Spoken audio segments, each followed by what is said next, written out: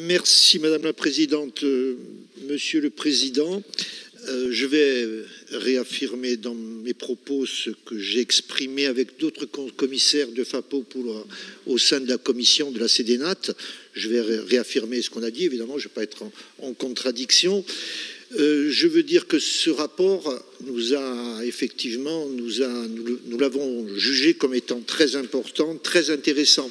Alors le président Vinciguer évoque effectivement le cadre contraint très lourd, hein, et on le voit à travers les documents que nous avons reçus. Et en même temps, quand on arrive à la clôture des débats qu'a suscité ce rapport, cette révision de ce schéma, on s'est aperçu et on s'aperçoit que dans ce cadre contraint, nous pouvons saisir beaucoup d'opportunités en termes de modèle de développement économique, et on rejoint par certains côtés les débats tenus tout à l'heure sur la situation de la Corse, la précarité, les atouts également dont nous disposons, les atouts du secteur économique dont dispose notre île. Je veux d'abord insister sur un premier point, vraiment, qu'a soulevé le président Vinciguer tout à l'heure. Le premier point, c'est la méthode qui a été retenue par l'ADEC, qui avait la coordination, effectivement. Et c'est une méthode qui s'avère extrêmement fructueuse, extrêmement pratique. Le président l'a qualifiée d'ascendante. Elle est très ascendante. Plutôt que de prendre un consultant, nous avons fait travailler les forces vives, les acteurs eux-mêmes, parce qu'un développement économique, ce n'est pas simplement au sein de l'Assemblée de Corse qu'on fait le développement économique. Sans les acteurs, on ne fait pas de développement économique pertinent et performant. Donc la méthode retenue avec le nombre de réunions, les différents thèmes, les différents axes qui ont été proposés ont permis une implication des acteurs et, comme l'a dit le président, également une implication des élus à travers leurs responsabilités au sein de la collectivité. Donc c'est un exercice démocratie locale qu'on retrouve de plus en plus et dont on a besoin, surtout au moment où nous portons la stratégie que nous avons définie ensemble. Ensuite, il y a effectivement les axes prioritaires qui ont été retenus. Alors, j'ai entendu les propositions du CESEC. Effectivement, il faut être vigilant sur beaucoup de propositions. Moi, je retiens surtout que tous les axes qui ont été définis, toutes les thématiques qui ont été définies sont toutes prioritaires. Il n'y en a pas une qui est plus prioritaire que l'autre. Elles sont toutes prioritaires à condition qu'elles s'insèrent bien dans une stratégie d'un modèle économique soutenable, où il y a une harmonie effectivement sur notre système économique entre les différents acteurs. Et là, on a vu qu'il n'y avait pas de silo, même s'il y avait plusieurs thématiques, on a vu qu'il n'y avait pas de silo, qu'il n'y avait pas d'étanchéité entre les différents intervenants, et que chacun a apporté sa contribution. Et pourquoi tout à l'heure je disais que c'était une opportunité dans ce cadre contraint, parce qu'effectivement, on l'a vu tout au long de ces derniers mois, avec tous les codes qui sont bouleversés en matière économique, en matière sociale, en matière sociétale, en matière politique. On rentre dans une nouvelle ère, dans un nouveau temps, donc on connaît les incertitudes, mais l'économie est faite de beaucoup d'incertitudes. Et on s'est aperçu effectivement que le schéma de révision dépasse la propre révision, parce qu'il permet d'intégrer un modèle de développement économique qui intègre toutes ces problématiques que nous rencontrons et que nous devons résoudre ensemble, au plan politique, mais avec les acteurs économiques. En ce sens, j'ai retenu aussi des débats, aussi bien dans les séminaires thématiques que dans les séminaires publics. J'ai retenu des débats qu'il y avait une volonté, une forte implication de chacun à porter une parole dans le domaine où il avait des compétences.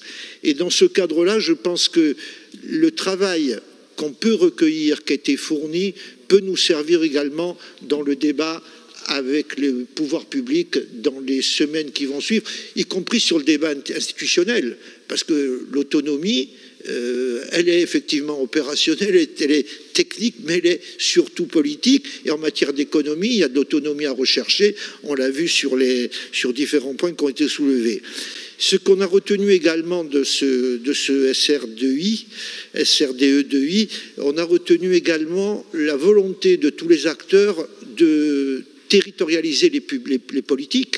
Et là, en plus, la loi le permet, l'indique même de manière très claire, puisqu'il va falloir contractualiser avec les territoires. Là, on revient au débat de l'ancienne session. C'est un axe majeur pour pouvoir contractualiser ces politiques publics et privés, de les contractualiser vraiment avec les acteurs de terrain. Et on a ressenti là-dedans une volonté, y compris de réduire les fractures. Et les fractures notamment entre le rural et l'urbain, voire le périurbain, parce qu'elles sont des fractures importantes. Et je pense que là-dessus, sur ces sujets-là, il y a beaucoup de fils à tirer, et des fils très, très solides sur lesquels on pourra exercer effectivement des responsabilités importantes. Ensuite, le rapport le dit de manière très claire. Dans un monde globalisé, dans une économie mondialisée, il y a une grande chance pour les dispositifs et les programmes économiques locaux qui ont des décideurs sur place, qui ont une ingénierie, qui ont un tissu pour réussir. Et je crois que nous avons ici les atouts. Je pense que ça nous a permis également de voir que, mais c'était la conclusion tout à l'heure du rapport, ça nous a permis également de constater que le tissu économique corse, par certains côtés, est vulnérable, y compris par les problèmes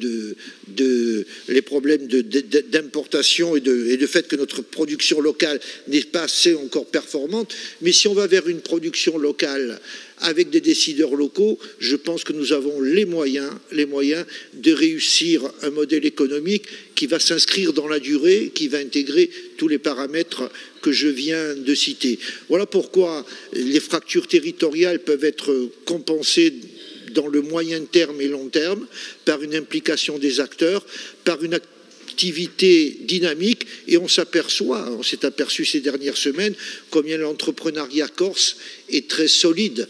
On l'a vu avec le salon Vivatech, on a vu, y compris sur les technologies, les nouvelles technologies, cette capacité que nous avons de rebondir et effectivement, même là où il y a rattrapage, on peut être en avance. On peut être en avance parce qu'on n'a pas de rattrapage à faire dans certains domaines. Voilà donc des points très positifs. Démocratie locale, expression des acteurs, volonté des acteurs. Je comprends mieux également la proposition du président quand il a proposé d'élargir le comité de pilotage à l'économie sociale et solidaire. On s'est aperçu l'autre jour au COPIL de l'ESS à Bastia que la transversalité de l'ESS permet effectivement de travailler les fractures qu'il peut y avoir dans les populations et dans les territoires. Et c'était une proposition importante. Quant au tissu associatif, moi je pense qu'on le retrouve dans l'économie sociale et solidaire, mais la question effectivement peut se poser d'avoir un tissu associatif qui puisse s'exprimer de manière particulière sur certains points.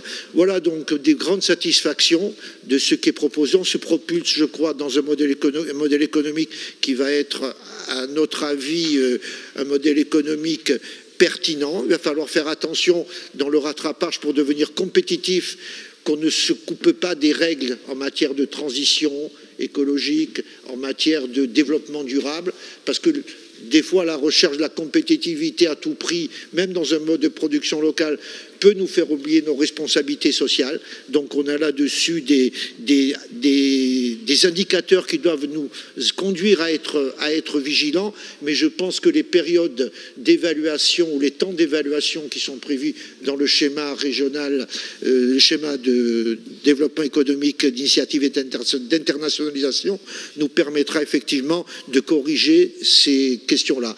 En tout cas, le groupe FAPO-Pulunsem, évidemment, accompagnera avec toute sa dynamique ce rapport. Merci.